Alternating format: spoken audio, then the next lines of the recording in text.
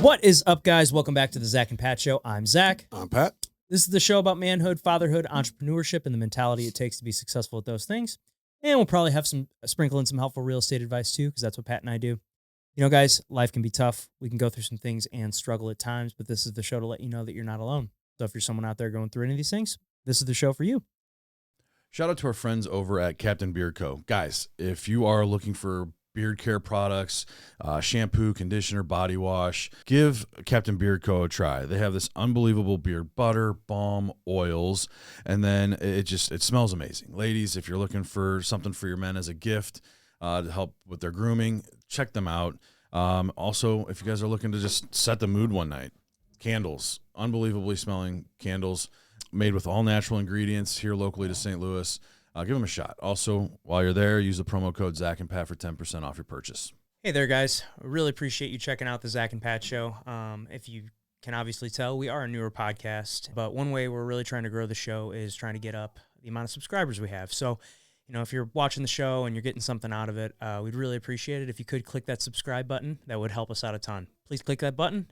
And now back to the show. We have a very special guest in studio today. Very excited to introduce him. He is a wealth consultant, a trainer, Nantan, the great and powerful Drew Ishmael. Welcome to the show. Thank you much. Thank you, guys. This is really exciting. So as you can tell, I'm a little bit older than you guys. And so I was really excited to see that you were doing a podcast about manhood, fatherhood, leadership. Yeah. All the things I love. And as a little bit older, things I failed at. So, you know, you learn from your failures. So anything I can do to help.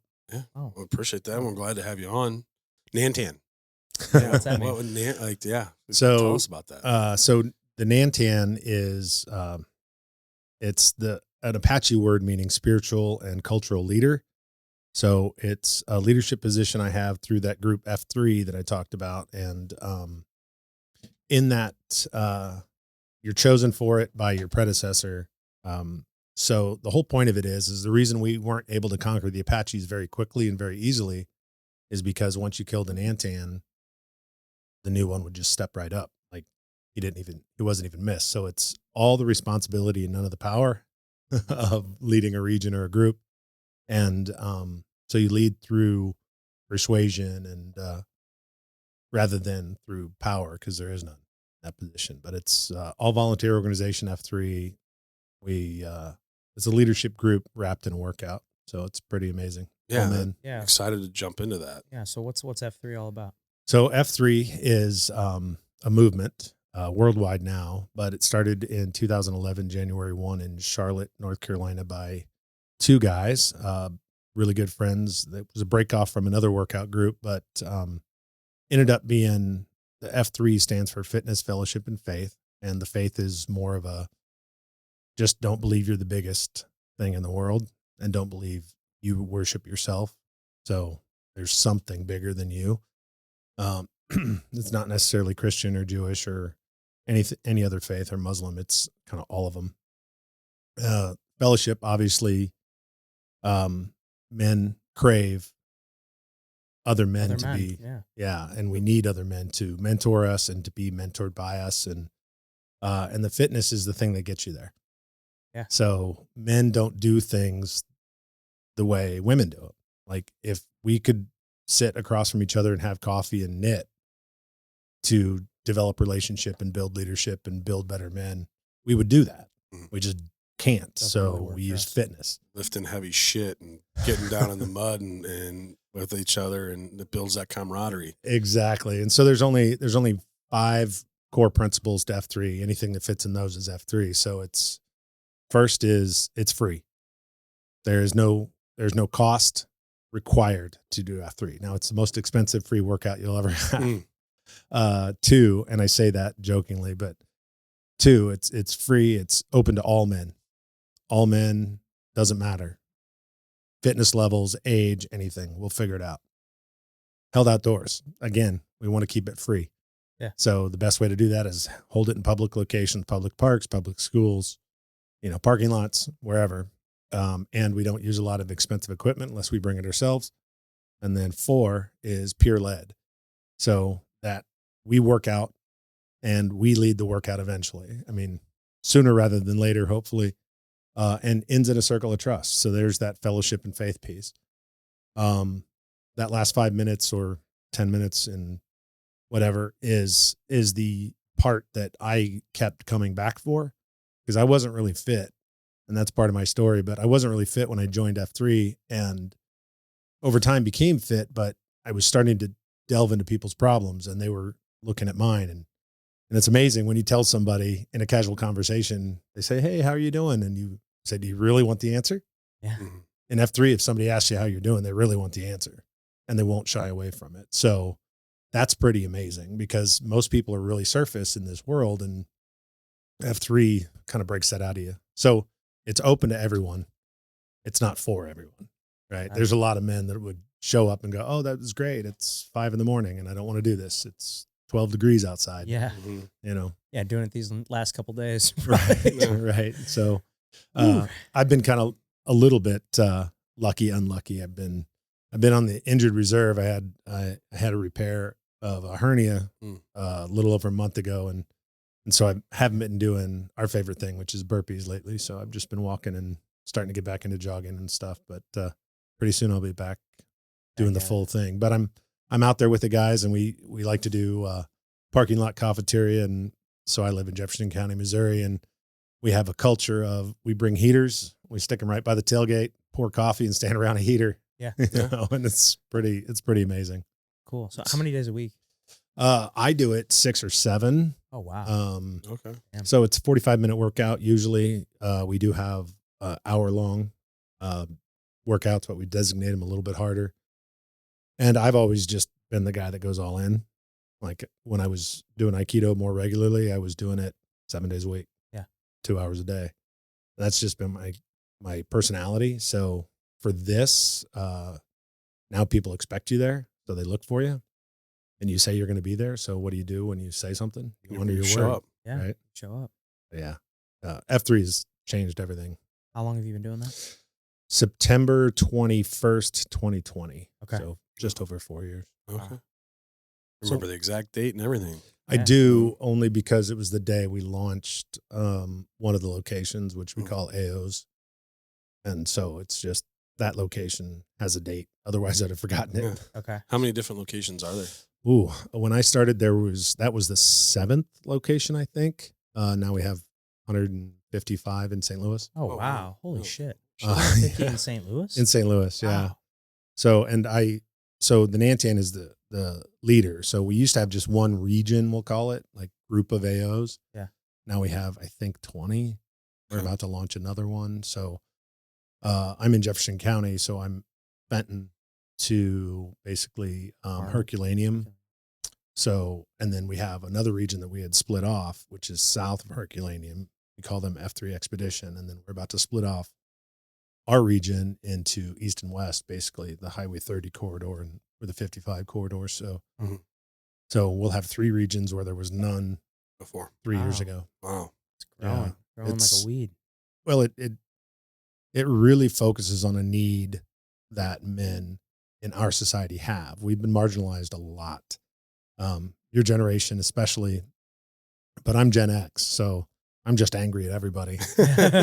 Angry at the baby boomers, angry at you guys, because sandwiched between the 2 largest generations, right? But honestly, you know, what I feel F3 does is get us back to, you know, when guys would go to the club and sit around and have beers, but we don't have beers. We sit around and do burpees, and then we talk, and you get real with somebody face to face, and you bleed with them, and you sweat with them, and you do all that stuff. And then it's like doing BJJ, you know, you're in something with them. You're doing Going something through hell that's- together. Exactly. It's like the military. It's now you can do it in 45 minutes to an hour a day. And some of my best friends in the world, I've known for 3 years. That's awesome. You know, I've known people for 30 years through the military, and they're not as good of friends as guys I've known for 3 years. So it's amazing, because they'll stick with you when you're going through hard stuff. Yeah. I feel the same way about a lot of my jiu-jitsu friends. Exactly. And so how many? So it must be a pretty big group that you guys have down there. If you guys are splitting off into 3 separate sections, how many people are a part of your AOS? Like we already split the expedition area off. Okay. And they have, I think, 10 now, and they're about to split because they're moving all the way past. They're in DeSoto and south of DeSoto. Okay. They're opening an AO in Farmington. So we're going all the way to Cape Girardeau. Oh, and wow. Okay. We'll meet up. Memphis has a group, and we'll probably figure out a way to get that. The goal is really to have within 20 minutes of any man to be able to get to a F3AO within reality. But workouts are usually small, 7 to 8 guys. And, sometimes we have convergences is what we call them, 20, 30, 50, 100. Last big one we had 175 guys there all working out together, and it was just great. That's awesome. You get a lot of energy from something like that. We always do the Murph together and love that. Stuff like that. So we do really hard things. And this month, January, a guy, Ralph, who would be a good guy to have on, but he's wrote an article in Men's Health 6 years ago now, and that kind of launched it in St. Louis. But his mom passed away in December 5 years ago. And he wanted to do something to honor her, but, to get with guys, because I was his best friend growing up. And so he started this Make America Burpee Again. So it's kind of funny because, and it's fall down, get back up together 100 times a day minimum. So now we have a leaderboard. wow. And of course, you get guys doing anything with numbers on it. We're going to go, I can do more than you. Right. Competing. So like a guy last year did 2,000 a day Holy shit. for a month. A couple years ago, we had a guy do 100 a day for the entire year. So we did like 365 or 36,500 burpees. Wow. more than that, but yeah. Wow. So he did almost 40,000 burpees that year. And so burpees is a perfect exercise if you haven't done you one. You can do it everywhere. Yeah. It's miserable. I mean, you can get a You great workout suck. in 10 minutes. In 10 minutes, you can do 100 burpees and just be smoked. That's Being what a bigger guy. I did I did like a little kind of challenge for myself. I can't remember what month I did it last year, but I did 100 burpees a day for a month. And it's just, I just set a little 10-minute timer, and I would do 10 a minute, know. Then I was like, all right, one day I was like, I need to see how fast I can do these things, and like crank out 100 as fast as I could. Pretty happy with my time, but What was it? 6:40. Nice. Okay. Yeah, that's competitive. Yeah, it was I think the fastest I did it was just under 8. It's they're tough. I mean, I've got with jiu-jitsu, I think that's I'm good at burpees because I'm used to hitting the ground and coming back up a lot. Exactly. So it's just I'm just repeating that over and over and over again. For me, it was football practice. Yeah, we when I did was a a ton kid. of up downs during Up downs. Get them chopping, In baseball, we don't do this. Yeah. Unless you got a line drive hit right back at you, get out of the way. Yeah. Yeah. You're slowly getting up, dusting the dirt off. Yeah. We don't have to do it. CrossFit though. It's Yeah. a little different. Yeah, CrossFit will mix those in almost. It seems like Yeah, it's almost every. a pretty regular Yeah. thing in CrossFit. Yeah. So obviously you said lots of burpees. Well, you said minimal equipment. Like what do we bring into these? What do you show up with? You get a gift your first workout. Okay. And it's a $1.42 cinder block. So we Okay. use a 40-pound weight most of the time. I've moved up to sandbags. So I'm a bigger guy, so I throw 80 pounds around rather than 40. Okay. So what people are doing with 40 pounds, I'm either doing with 60 or 80. 60 is a good weight because we're doing high volume stuff. Sure. So we'll do 250 burpees in a workout with running and Push-ups, push-ups and squats. everything else involved. Yeah, we do a lot of body weight stuff. Again, Jeff Go's kind of developed a reputation. We do hard stuff a lot harder than other people. And so we just, but you get to get creative, and guys don't get that outlet very often. So like we'll have people that'll music theme a workout, and we call them beat downs. And it's amazing. People really have a great time leading other men because my life, I was in the military early, young. So I led other men. And What branch? I was in the Army Okay. and then the Army Guard here in Missouri. So, Thank you for your service. thank you. Thanks for being worth it. But they've never led men in their lives. They've never led anybody in their lives. They have an individual producer job or something, and they've just never done it. And so we teach that leadership very simply. So you're telling guys that maybe 20 years older than you what to do and how to do it. It's different. Sure. It develops a sense of self and develops confidence, and then they can go back to their families and be better for their families. So Right. I have a personal mission in life, and it's just make the world a better place through challenging men to be better for their families, better for their work, better for their friends, better for their community. And F3 has a mission, which fits my mission, kind of fits right into their mission, which is plant, grow, serve small workout groups for men for the invigoration of male community leadership. So we want you to be a better leader in your community. If you're doing F3 just to get a good workout, you're missing it. It's really to go be a better dad, go be a better husband. We have a whole leadership manual that goes with it and everything. And it's something that's changed me in a lot of ways, because it was all stuff I knew, but due to my upbringing, wasn't able to put it together. So it kind of gave me a foundation to put it together. And so I teach it. That's one of the things I do. As an additional thing, I work with the trainer is for Freedom Ops, which is an event company. Mhm. So if you've ever heard of Go Ruck Yes. bags and Yes. all that stuff, sure. sandbags. So we do similar things, but we're building in the leadership aspect of it. So we do a leadership school as well as the big culminating event. We've done runs, we've done rucks, we've done, we're looking at this year at doing obstacle course races and using that tool to push you past your limits so you can understand where all the education comes from. So it's a whole weekend event rather than just an event. Wow. Well, it's awesome. Yeah. So freedomops.fit, I believe. Yeah. Well, people go out there and check that out for sure. Yeah. I mean, and it just seems so important, because I can feel in this day and age, leadership is just kind of fallen off. Like, no one's taking accountability for themselves. No one's taking accountability for others. Like, it's just, I don't know. I feel like that's something that's lacking in our society today. 100%. Yeah. This has been around for 11 years, and it's been solving the need. And we call them sad clowns, but men that don't even realize they're missing something. And then as soon as they realize they're missing it, they're like, oh, I've been missing this my whole life. Yeah. And it's just the fellowship, right? Mm-hmm. And having men hold you accountable to the things you said you were going to do. I'm not telling you what you're going to do. Right. You're saying I want to be a better dad. Okay. Well, There's then a way be to one. do that. Be one. Exactly. Show me, Exactly. That's awesome. I love that. I mean, wow. And so I'd love to, so you're in the military. Mhm. So what drove you to want to go down that path? Ooh, that's escape. So I was 17 years old. I was a junior in high school. I wasn't even a junior in high school. My 17th birthday, I got 5 phone calls before 8:00 in the morning. Army, Navy, Marine Corps, Coast Guard, and Air Force. They all called me and said, have you taken the ASVAB yet?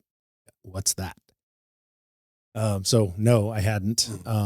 So I took the ASVAB, scored really well, I guess. For those that don't know, what's the ASVAB? Armed Services Vocational Aptitude Battery, ASVAB.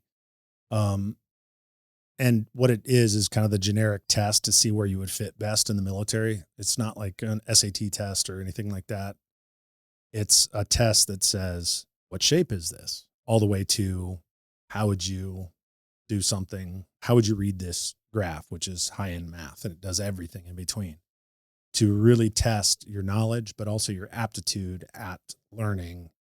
And so you'll have certain jobs open to you in the military based on your scores and in section scores. And I guess I did really well. So I had anything open to me. So of course I picked an office job. Bad advice, but my fault. I should have done more research. But I did jump out of planes. Cool. So that was cool. Awesome. Yeah. Yeah. I was like, I want to do something dangerous. Yeah. I'm like, well, you can do this and this. And it was airborne school, and I did it. I did a speech once for the USO of Missouri about airborne school and how that kind of changed who I was, because I'm actually afraid of heights. I was going to say, just jumping out of a plane, what's that like? Just well, it's more falling a lot of the time, but that's the one thing I did is I always launched myself out. Some people just kind of bounce and fall out, but back when I did it, you actually had to jump. Now they just have you run out the back or the side. But I was a static line, so I didn't have to pull my parachute or anything. only had a couple malfunctions ever in the 30 I did, but the So jump, what's a malfunction? Chute didn't open. chute doesn't open fully in my case. Okay. Um, Yikes. You or got your backup chute though that you're having. yeah, to pull, I've but never that's- pulled my reserve. So No. there's a couple things there, but what happened to me was on my last 2 jumps in the Army, I had a new supply officer. So it was you do 5 jumps in airborne school. So it was his 6th and 7th jumps were my 29th and 30th jumps. And so I was leaving the military and he was just getting in, and we jumped opposite doors. And so the timing always gets off because they're supposed to go 1, 1, 1, 1, 1, but you end up just kind of jumping all at once. And so each time I'd bounce into him under the aircraft. Oh, Not as bad as you would think. It's not like his feet hit my chest or anything, but we came out and not literally bounced, but came down right next to each other. But he was always just a little bit ahead of me both times. And so his chute would open and then I would be right above him. Oh. And so you only have one column of air to hold up a parachute. So half of my parachute would collapse. I'd try to get off his parachute. And so then I'd fall a little bit. And I lost both times the leapfrog. So I hit the ground with half a parachute from 60-ish. oof. I was a lot smaller then, but yeah, it hurt a lot. I'm sure. You broke him. I'm sure. Did you break anything? Not that I Knew him? accounted for. Yeah. I didn't take my boots off for 3 days. Okay. So, Mhm. because I was like, this is going to hurt if Mhm. I have to put them back on. So I just Left him on. left them on and did the jump the next day. Man. Yeah. So what made you join airborne school?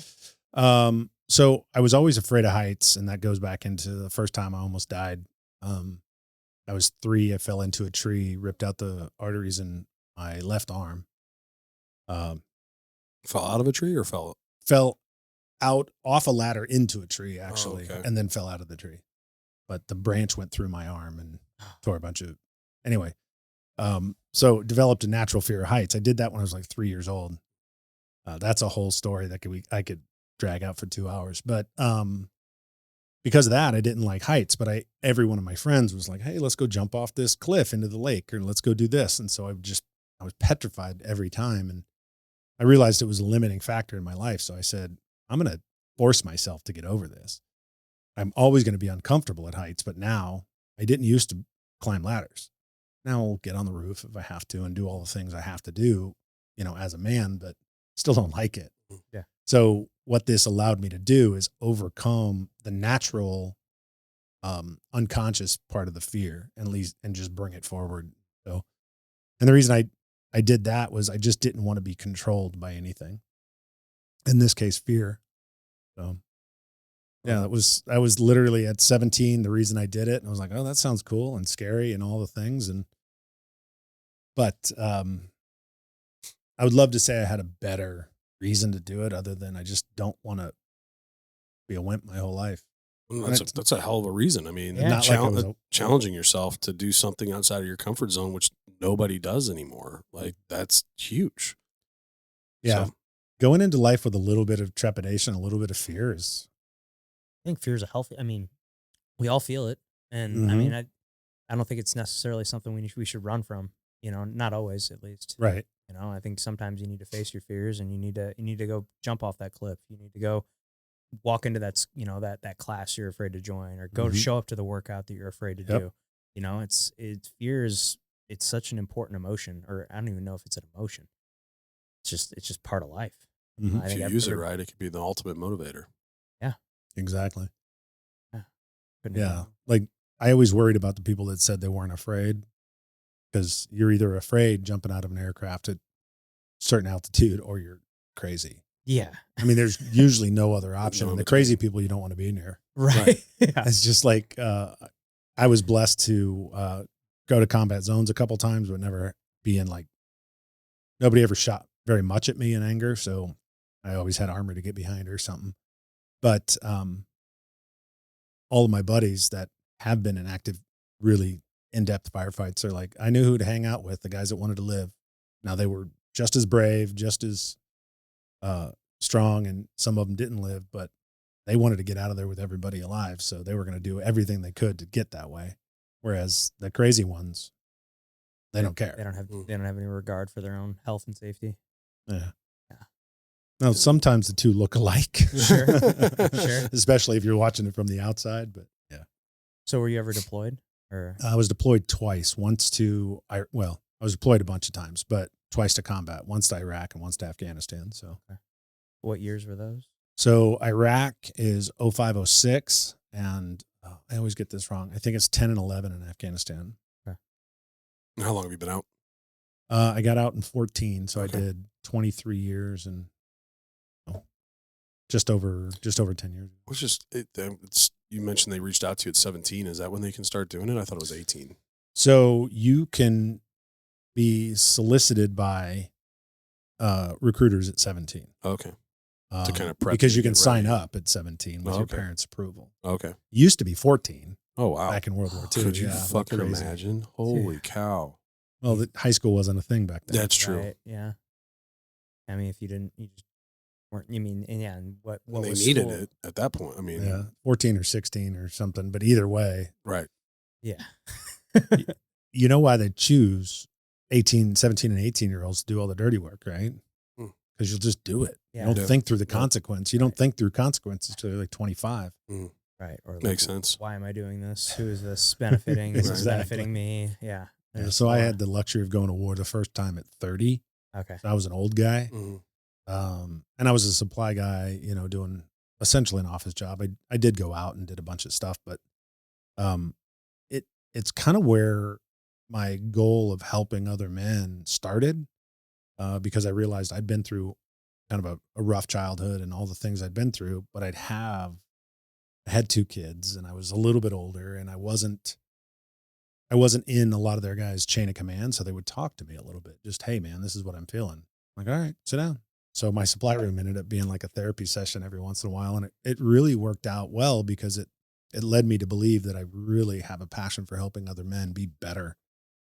I wasn't able to articulate that until probably 3 years ago, but that's when that started. Yeah, nothing like you said, like we've been saying, tough times to really bring men together. Mm-hmm. And so, I mean, it's just this whole, and we've done a few podcasts on it, but like toxic masculinity, the term that gets thrown around, and it just drives me up a fucking wall. Like, just the things that they're labeling as toxic. And I'm like, that's just like being a man. Like, so basically everything about being a man is toxic. Like, that's the part that drives me crazy. Well, I would even challenge you to say that they label those things toxic, but that's not what they're talking about. They're actually talking about all the things that make men look like women. And not look like, but act like. The most dangerous thing in the world is a weak man, because he won't ever come at you face to face. You turn around, then he comes after you. It's the guy in grade school that would tell the teacher rather than confront you. Right. And not that that's a bad thing if There's a it's time and a place. I mean, there's a But- reason. sometimes you walk up to somebody and say, hey, stop. And you just accept the consequences, whether it's you get your tail kicked or whatever. But Jordan Peterson always says a good man, a good, dangerous man under voluntary control is the best man. So know how to Defend put yourself. somebody down, know how to do the thing, be able to do the thing and not want to do it.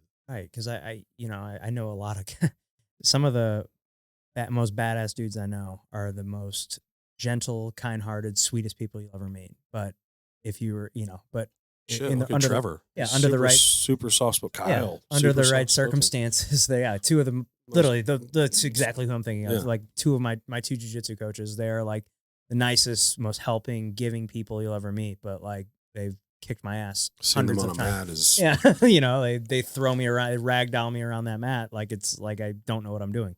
Well, and we were talking earlier off air, but that's a technique thing, probably. Oh, No, yeah, absolutely. 100%. It's, doing it for 25 years, Mhm. like And just being able to, and they know what I'm going to do, but way long before I'm what I'm going to, they're 6 steps ahead of me in the chess game, Like, exactly. there's no, maybe one day I'll be able to catch up, but I got a lot of learning to do. They'll slow down. Yeah. It's unfortunately it's what happens. Yeah. That's Kyle said something the other day. It was just like, he's like, I love seeing you guys get better until I have to roll with you. It's like, he said something like that. He's like, yeah, I love watching you guys improve until I have to roll with you, and and have to. You guys are catching me on stuff, and it's cool to see. And so you're a martial artist as well. Yeah. Most before I was in the Army, it was just martial arts by experience, I guess. I fought a lot as a kid. Again, just a youth, misspent youth. Spent a lot of times getting punched in the face or punching somebody else in the face. But that's what boys did back then. I mean, some of my best friends in the world are people that I got in fights with. Yeah. You don't see that anymore. No, you don't. No, because people can't lose a fight. There is no natural pecking order, because pecking order now comes from who's liked by somebody else. Right. Like if the teacher believes you over this person, then you're, or I don't get it. Like I watched my son grow up and I was trying to help him, and he was specifically told, you're not allowed to defend yourself. Like those words were said by teachers. I'm like, I will defend you 100% with anybody. If somebody tries to do something to you and you stop them, 100% okay with me, no matter what. Yeah, I will help you with that consequence. I got into that. I shouldn't say I got into it, but my ex-wife and I have a disagreement on that, because there is a kid, and my oldest son is a couple of years ago, and this kid spit on my son. Yeah, that's an act of aggression, and so Connor didn't do anything, didn't tell anybody, didn't say anything to the teacher, but he came home and he was really upset, and I started talking to him, and he told me. And so I called the school, like, hey, this happened. Was anything reported on this? Like, you guys are supposed to report any incidents and things like that. No one said anything to me. And they're like, well, no, we didn't know about it. I said, okay, well, now you do. So here's your opportunity to do something. Because I taught my boys, I said, listen, first time, go ahead, tell your teachers. Second time, confront the kid, say, don't do it again. And if he does it again, then you have every right to punch him in the face. And they're 4 and 5 years old. Right. My ex-wife was not pleased at me telling them that.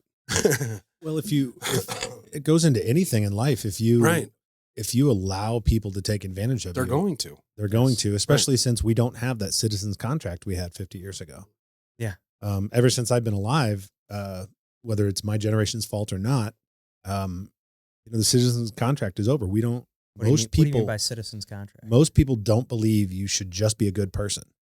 Follow the rules, because the rules allow for a easier society here, right? Mow your lawn. Yeah. Because mowing your lawn makes your house look good and makes your neighbors like you, because they don't have to be your best friend. House, yeah. But now every house is looking good, right? And HOAs weren't a thing because you didn't need them. Yeah. Now the more rules you have, the less morals you have. And that makes sense. Yeah. So I'd rather have a moral society than a rules-based society. I don't need laws to tell me not to hurt you. Right. I'm just not going to hurt you. But if you hurt my kid, I'm going to hurt you. Oh, absolutely. Right. Well, and that's so that was the thing. It was like my ex-wife was like, Pat, they're 4 and 5. They don't know any better. I'm like, yeah, but that comes from somewhere. And if this kid's not going to get punished for it, something needs to happen about it. And so I was like, fine, if they do it again and you want them to handle it this way, then I'll go after the parents. I don't give a shit. That's how it's going to be. Like, you don't have to fuck with my kid. Your son's not going to spit on my son and continue to spit on my son without any repercussions. Right. If my son can't defend himself, then I'm going to defend him. I'm going to defend for him. And that means, obviously, I'm not going to go after this little kid, but I'm going to go after the parents for basically being shitty parents and not telling their son and reprimanding their son on not spitting on people. Right. And so I don't know. I think that's probably why we're not married. But hey, we see differently and all that. And she's like, Pat, when they get a little bit older, that's fine if that's what you want to teach them. But right now they're 4 and 5, then they don't need to know that. And I said, I kind of disagree with you on that, but I firmly believe that you should learn restraint, but you have to be able to be restrained from something. Sure. Well, I mean, it's like my whole thing was like, you're giving this kid 3 opportunities. You told the teacher the first time, comes back and does it again. You confronted the kid yourself. And if he does it a third time, that's just blatant disrespect and like doesn't care.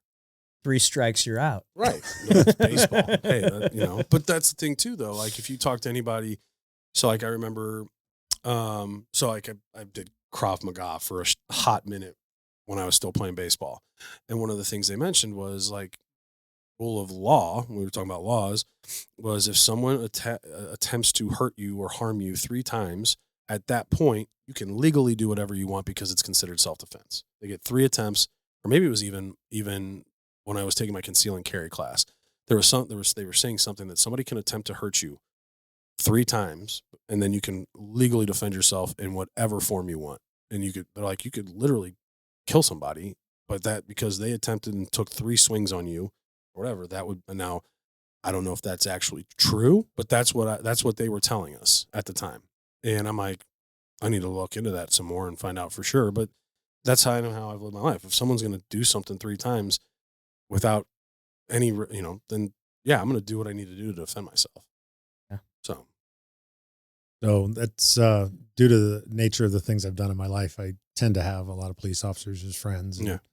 And they go by their use of force model, which is they can go 1 up.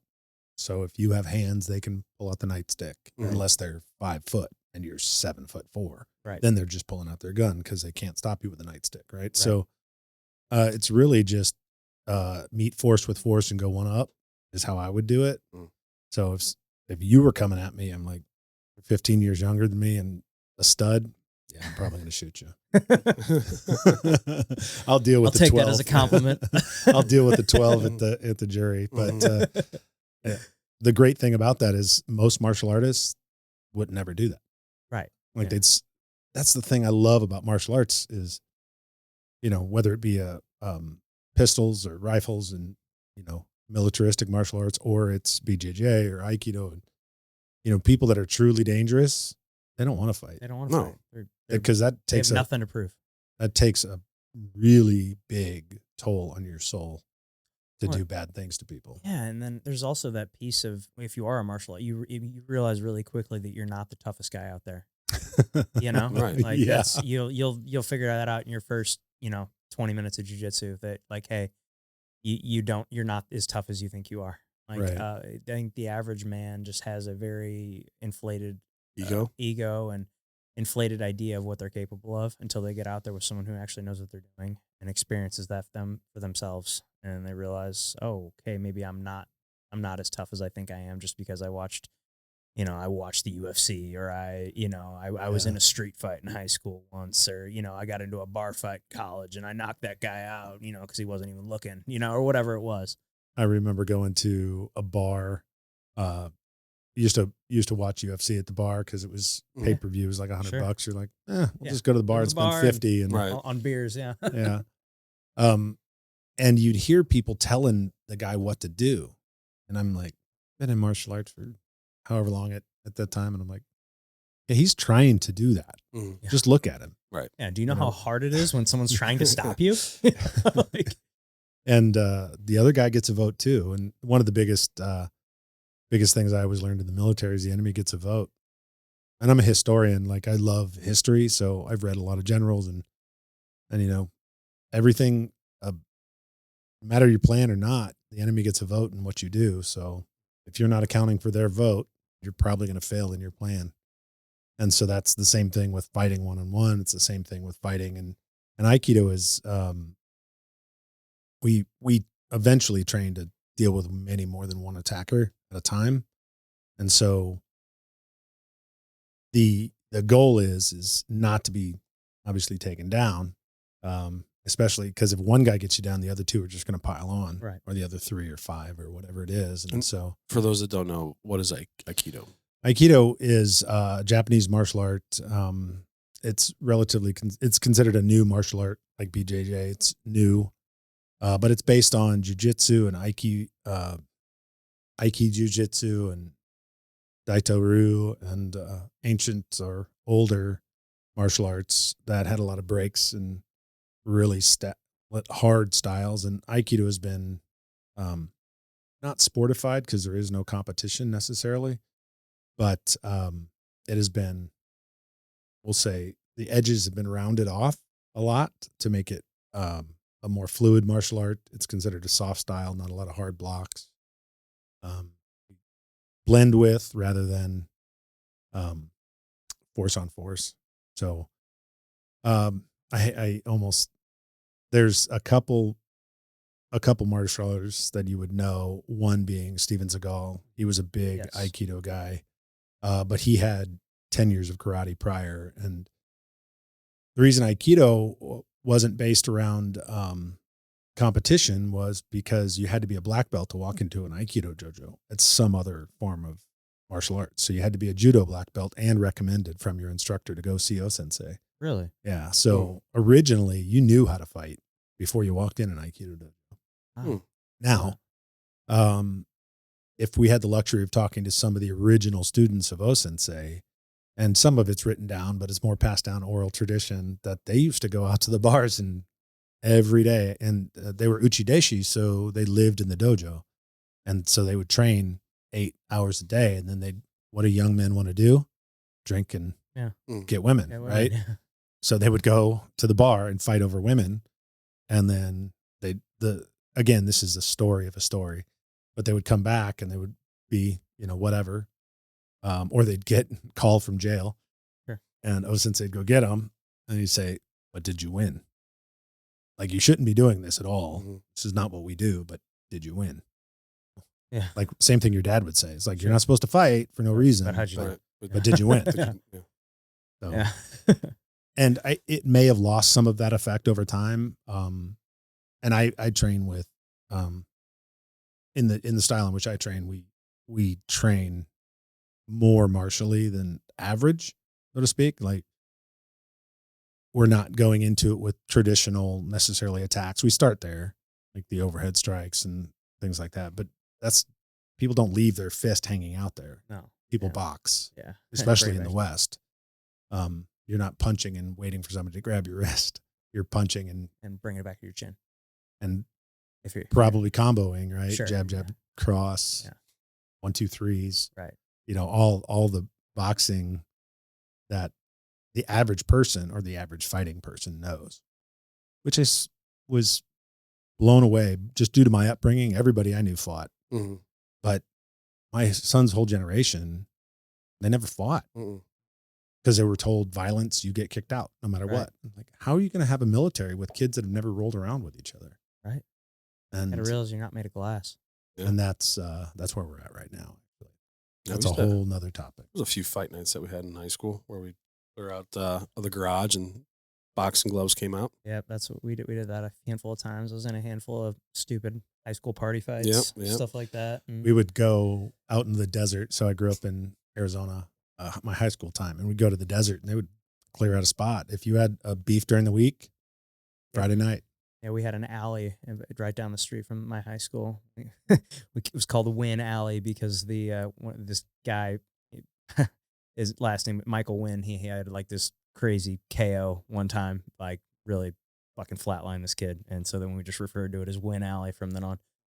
Wow. It was well, he had like, it was like a guy that had been training martial arts versus somebody who thought they were a tough guy, and it was just he just stepped right into a hook and KO'd him clean. I mean, but man, it's just so dangerous on concrete. I mean, especially it's dangerous in general to be fighting, but like you look at all those times where, I saw a lot of fights in high school, but like, thankfully, like there was never any like serious injury that resulted from them. But like, like you flatline someone and they bounce their head off the concrete. I mean, serious things can happen, like. Actually, not funny, but story about that is I got to my second training duty station at Fort Lee, Virginia. And, the day we got there, somebody had been killed by basically an uppercut, a blindsided uppercut, hit him and he hit his head on the ground and lived about 3 more weeks and then died. It was bad. The guy went to prison. He's still in prison. He's in Big Rocks into Little Rocks, Big Rocks to Little Rocks prison. Yeah, think about that. If you're ever going to get into a fight, you just never know what can happen. You're rolling the dice because it's. I mean, you don't know, especially when you're in a bar or on the street, or there's a curb there. Like there's all these things. There's all these factors that are you're not going to when you punch somebody in the face, you don't expect that they're going to die. but that's a certainly a That possibility. is a possibility. Yeah. Absolutely. Like it's Especially if you catch them right, get them in the temple, something like, Yeah. yeah. ball and bounce their head off the curb or whatever it is. It just goes back to showing the importance of being able to know how to defend yourself. Mhm. And I think a lot of the fighting today, though, goes to the ground pretty quickly.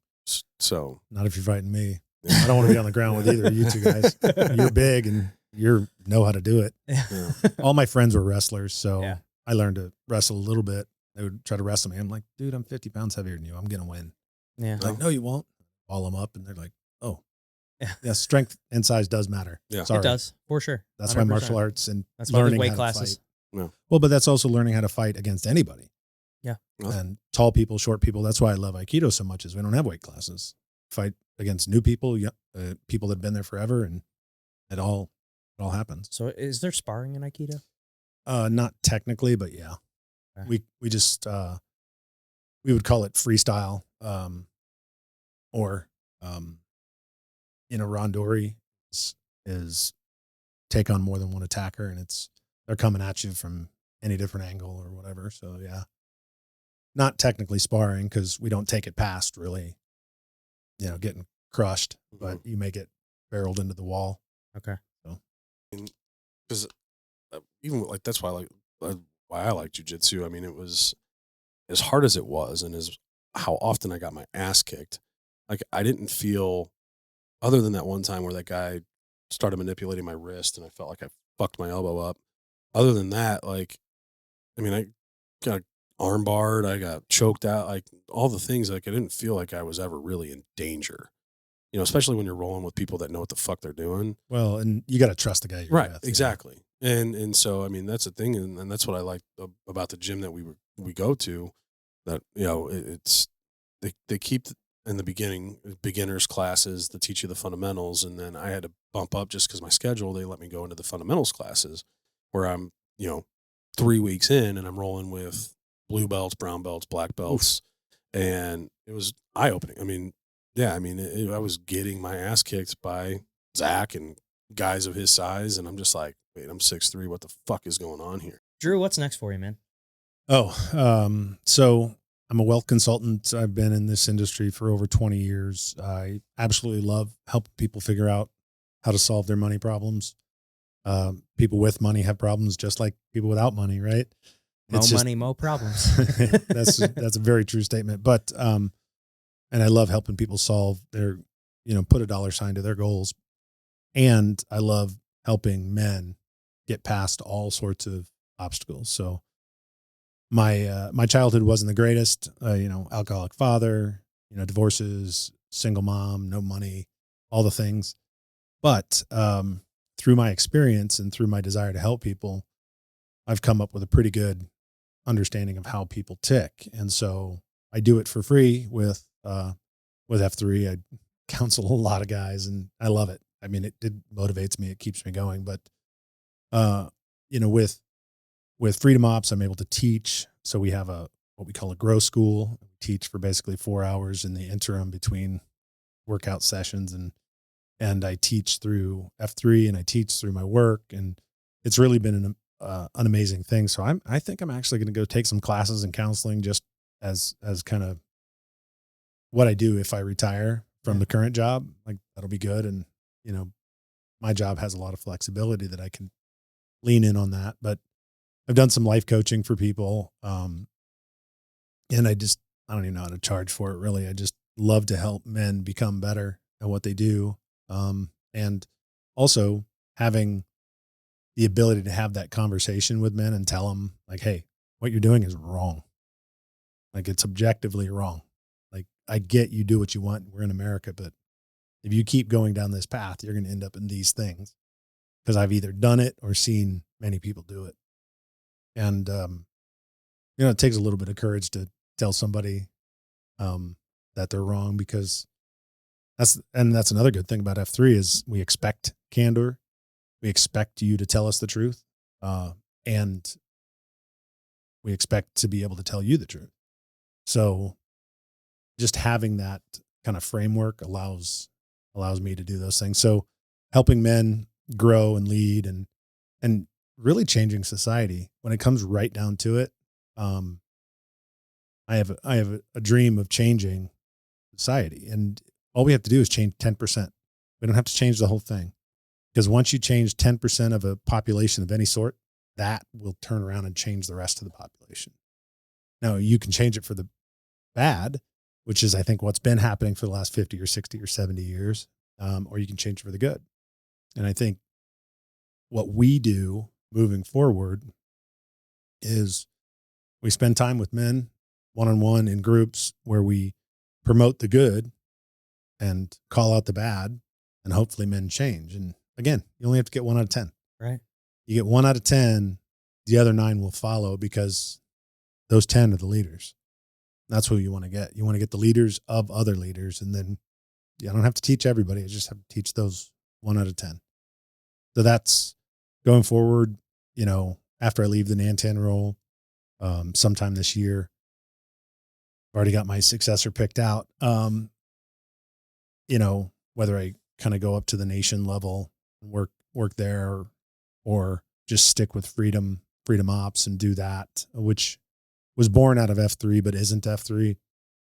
And there's just so much education. I would love to be a speaker. I've done some speaking stuff, but really all I want to do is see men get better at whatever their chosen path is, as long as it's doing good for the world.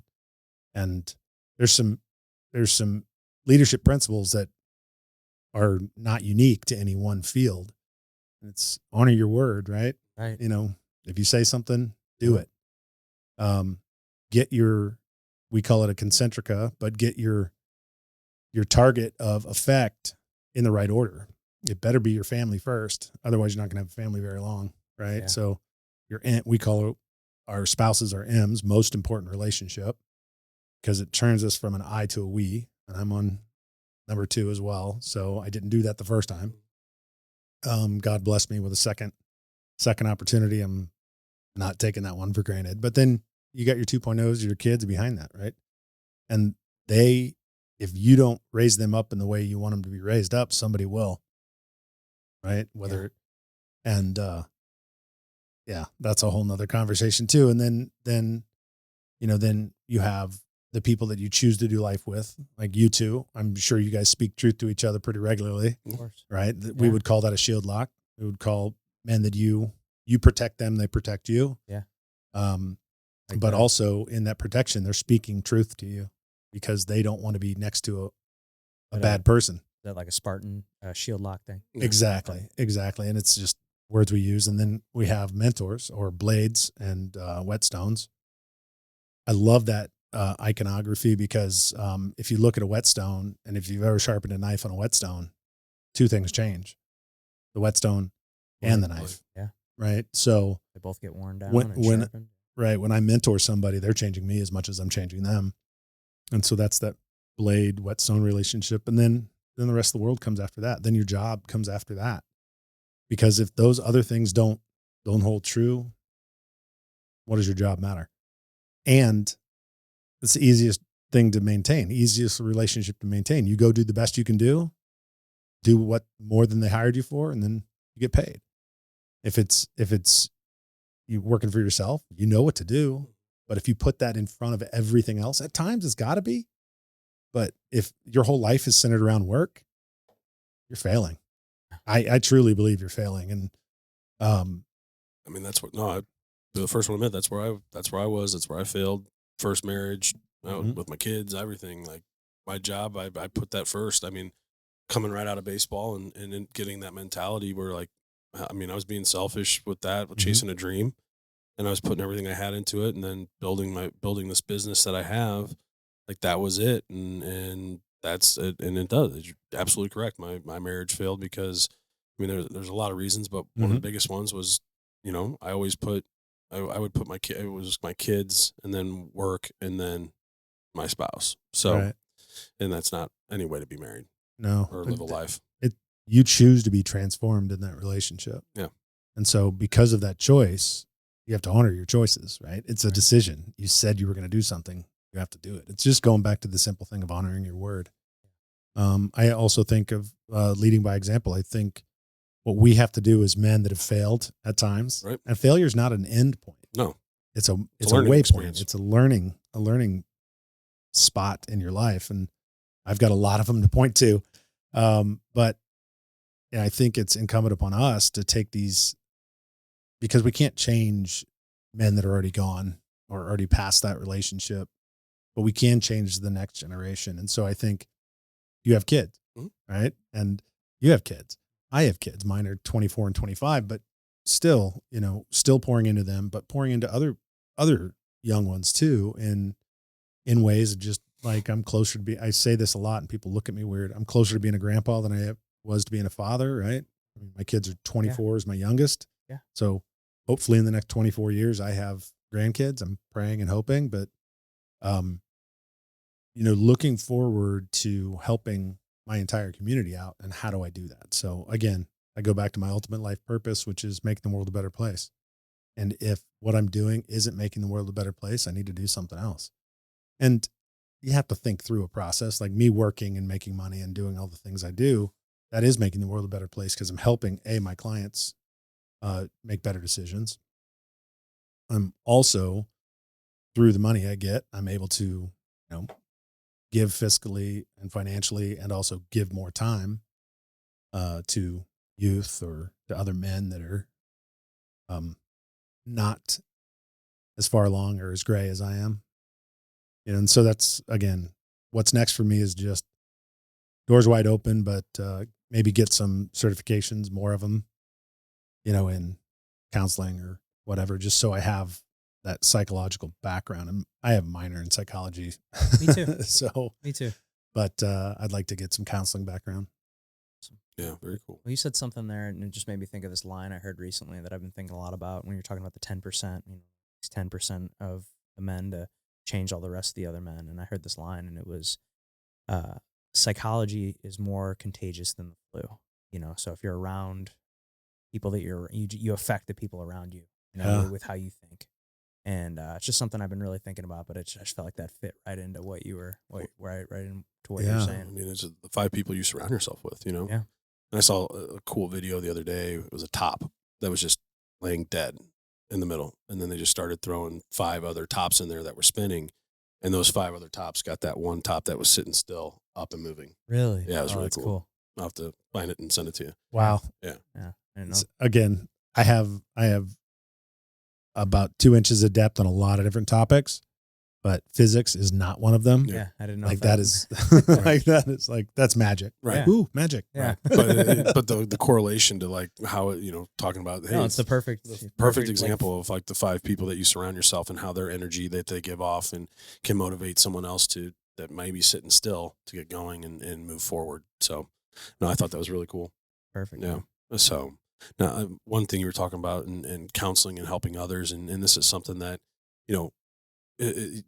we've talked about already. And then today is ego. Obviously with F3, that ego gets put aside real quick when you're working your ass off and all that. But like, these people that you might help outside of that, I mean, how do you get them to put that ego aside and be able to sit there and just be like, because that's the biggest thing for me. And that I had to put mine in check with the divorce. And then now the relationship that I have with my ex-wife's boyfriend, and then the relationship I have with my ex-wife, like I had to put that ego aside. And that, for a lot of people, that's so, so difficult. And they don't understand how I was able to do that. And the people that you talk to and you help and work with, how do you get them to kind of keep that ego in check or put that ego aside? So, that's a great question. The way I put my ego aside is pain. Yeah. A lot of pain. Both emotional pain, physical pain, Right. spiritual pain. If anybody that's going to put anybody's ego in check. Right. And so people usually are open to help when what they're doing stops working and the pain of change is less than the pain of staying the same. That's usually when people are open to help. So ego's kind of already checked a little bit. But some people, and this is really big in today's society, is some people have ego around their victimhood. And they think that's really a good thing to be a victim. That's why you have a society like you do now where People would rather tell somebody than fix it themselves. People will tell you how to live your life, but can't live their own life. So I think there's a couple things there. Is not everybody's going to be helped. Not saying I will quit trying until they quit trying, but there's so many things going through my head, because that is such a deep question. That's such a deep question. How you get through ego. In the martial arts, I would just put them on their back. Right.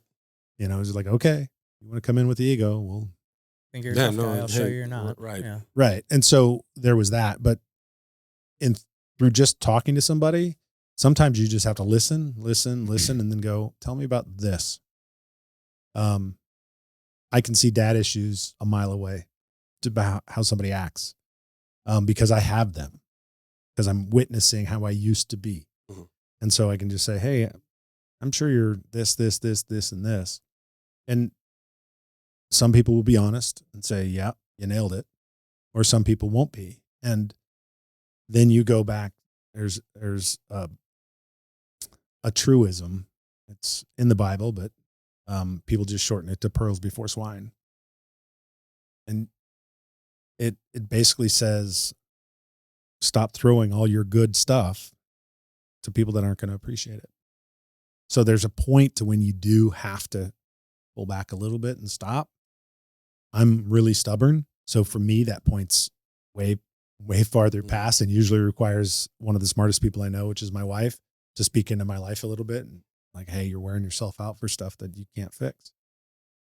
And so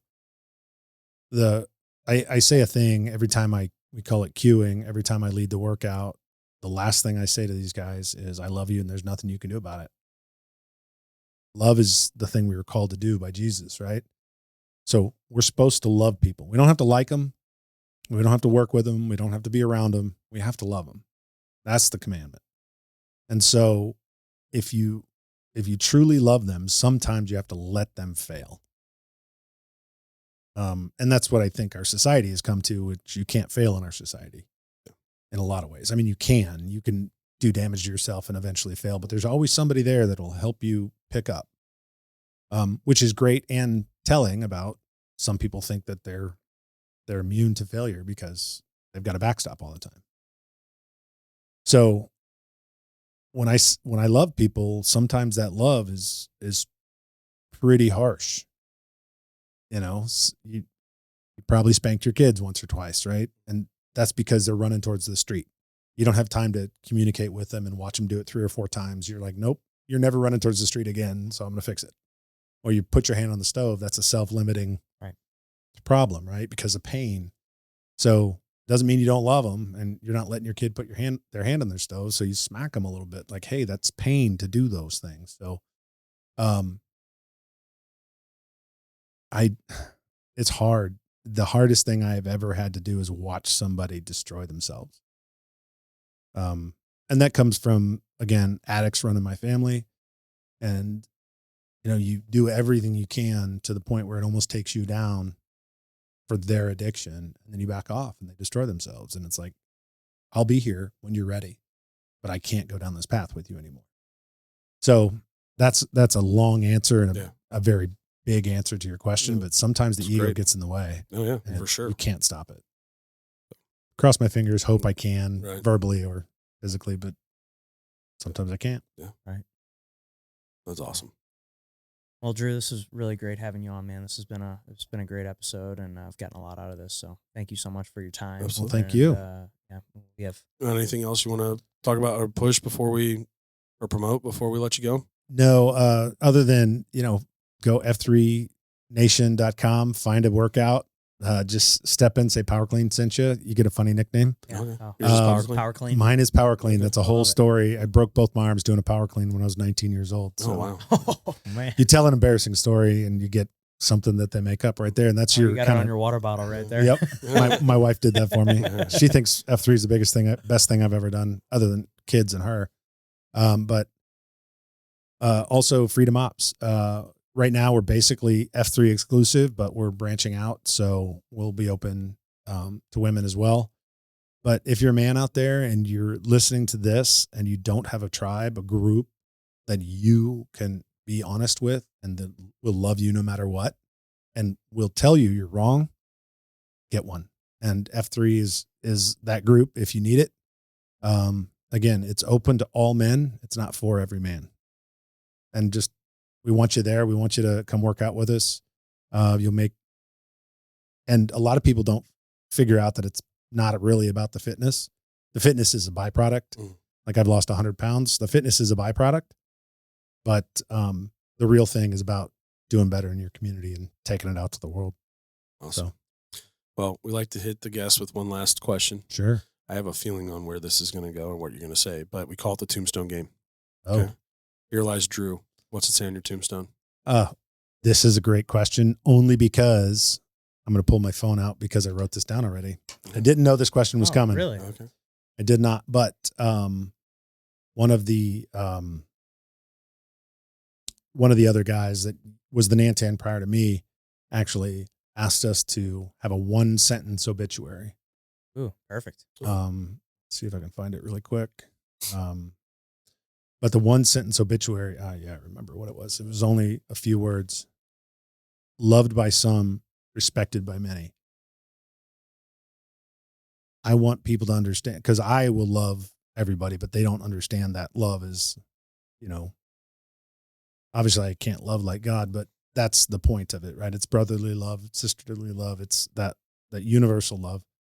So people won't understand that, but I want them to understand that when I said something, I meant it. When I did something, it was for their benefit or my benefit or the family's benefit, but all of those can be the same.